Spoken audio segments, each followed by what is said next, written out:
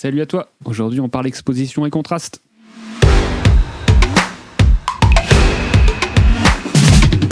Allez, on se retrouve tout de suite dans la page Color de DaVinci et on va regarder les outils à notre disposition pour gérer tout ce qui est exposition et contraste.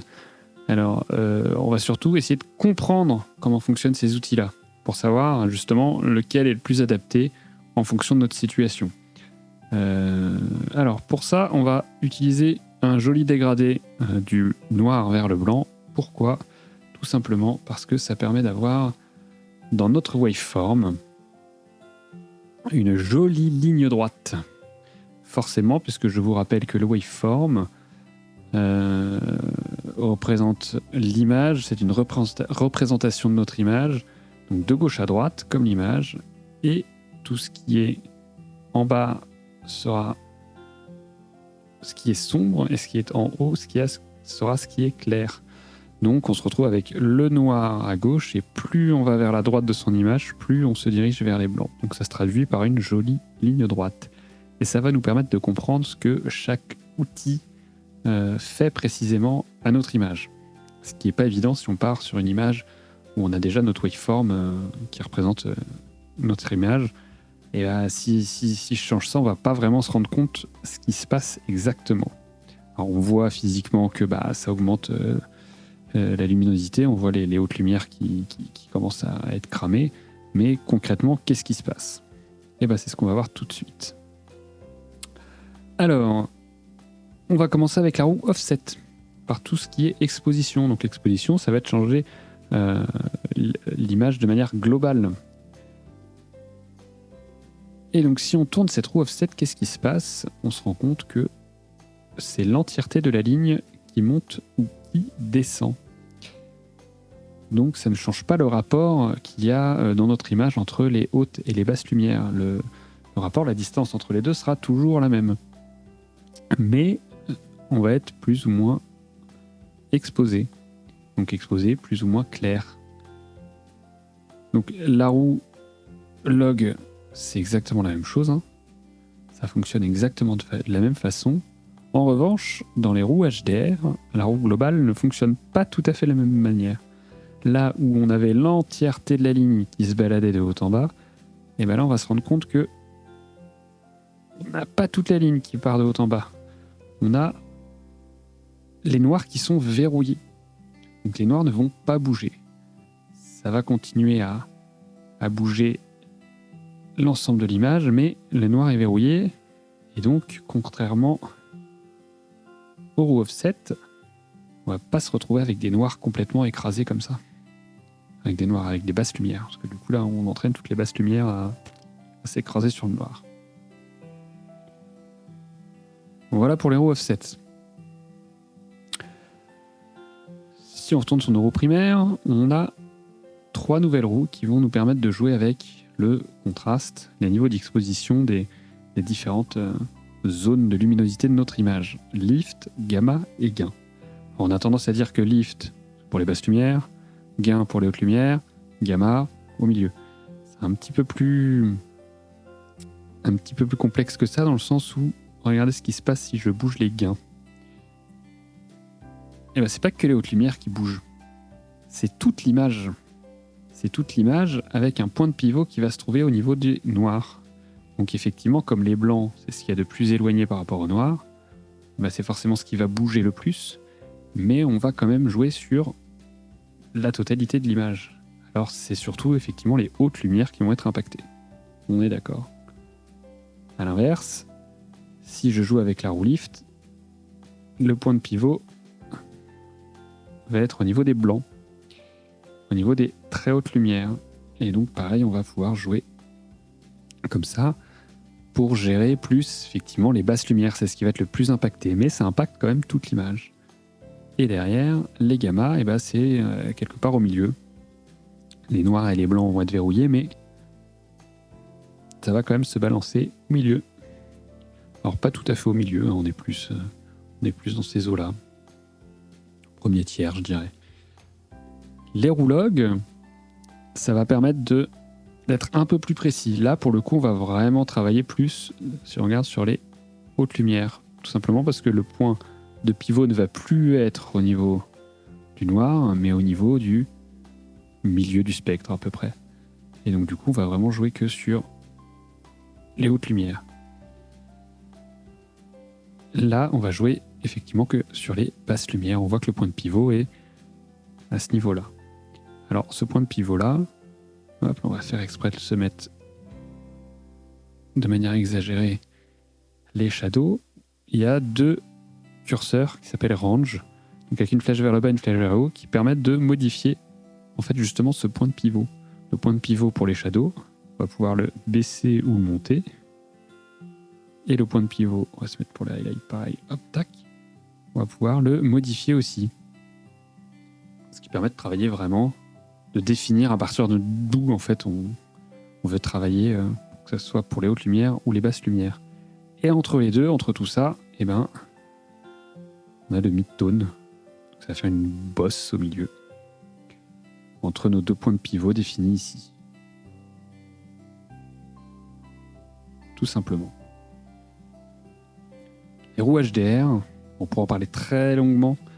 Ça justifierait une vidéo à part entière.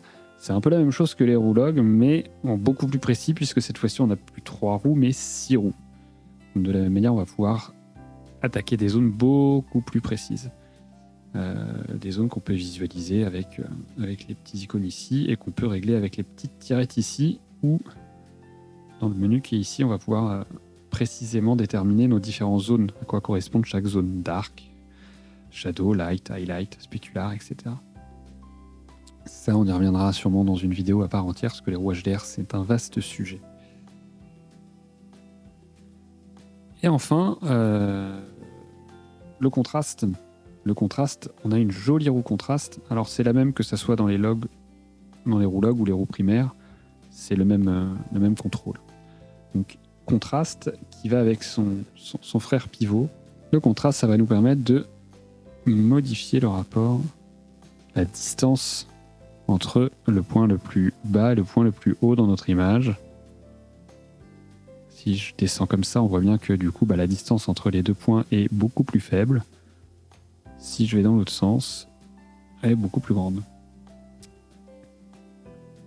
Et ça tourne autour d'un point de pivot qui est à peu près central, donc il est à 0.435, donc c'est à peu près ici. Et on peut jouer avec ce point de pivot, donc on peut le mettre beaucoup plus bas, et donc du coup ça va tourner sur un axe qui est plus bas, qui va se retrouver ici. Alors, si on a bien compris comment ça fonctionnait, si je mets mon pivot à 0, c'est-à-dire que le point de pivot est ici, et ben on se retrouve avec en fait une roue de gain. À l'inverse, si je mets le pivot à 1, on se retrouve ici. Et donc du coup, eh ben, on a une roue de lift. Tout simplement. Alors, le contraste, c'est sympa, c'est bien pour ajouter du contraste, justement, ou en retirer, mais le problème, c'est quand on en rajoute, on peut vite se retrouver avec des basses lumières complètement écrasées et des hautes lumières complètement écrasées aussi. Alors pour ça, dans les options du projet, dans General Options, on a une option qui s'appelle Use S-Curve for Contrast. Et là, du coup, qu'est-ce qui se passe? C'est, alors dans ce sens-là, ça change rien, mais dans l'autre sens, ça va verrouiller le noir et blanc, et donc du coup, ça va nous faire une jolie S-Curve. Ça peut être pratique. Ça peut être pratique pour éviter de cramer justement nos noirs et nos hautes lumières, nos basses lumières et nos hautes lumières. Ceci dit, on contrôle pas du coup à quel niveau on fait notre courbe. Moi, j'avoue que je l'utilise pas trop. Je préfère rester de manière linéaire. Et si vraiment je veux mettre une... Alors, pourquoi? Parce que déjà, derrière, il y a la transformation souvent en Rec 709 qui fait qu'on a déjà ce phénomène un peu de S. Si derrière, on utilise en plus soit des film emulation ou des luttes, c'est encore accentué. Donc, on n'a pas besoin d'en rajouter encore avec notre contrôle de contraste. Encore, ça fait un peu empiler les courbes en S. Ça rend pas très joli. Et si j'ai besoin de le faire, je préfère le faire du coup avec les custom curves. Donc hop, ici. Custom curve qui permet effectivement de... On va se remettre les scopes. Qui permet pour le coup de le faire de manière beaucoup plus précise. Là où tout à l'heure en fait on était un peu fixé comme ça, on pouvait pas trop modifier nos courbes. Là on va pouvoir vraiment faire ce qu'on veut, quoi. Si on veut décoller un petit peu les basses lumières, pareil pour les hautes, etc. Si on veut se rajouter un petit peu plus au milieu, on peut le faire de manière beaucoup plus précise. En fait la S-curve permet, la custom curve permet de faire ce qu'on veut en fait. Ce que les outils permettent pas forcément de faire. Et là on va pouvoir le faire de manière beaucoup plus précise. Hop, mais ça permet aussi de faire exactement ce que font les autres outils. On va faire ce que fait la roue gain, et on a juste à bouger le point à droite. Si on le bouge comme ça, on se rend compte qu'on fait exactement la même chose que la roue gain. À l'inverse, là, on se retrouve avec une roue lift.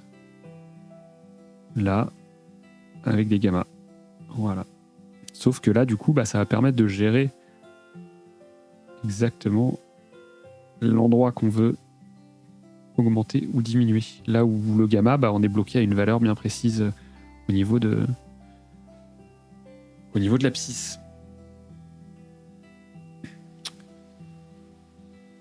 Et voilà. Alors, si l'exposition, si vous voulez le faire avec les curves, voilà, ce serait quelque chose comme ça, tout simplement. Hop. Là, on se retrouverait avec le même comportement que la roue offset. Voilà, c'est tout pour aujourd'hui. N'hésitez pas si vous avez des questions en commentaire à les poser. J'y répondrai avec plaisir. Ciao!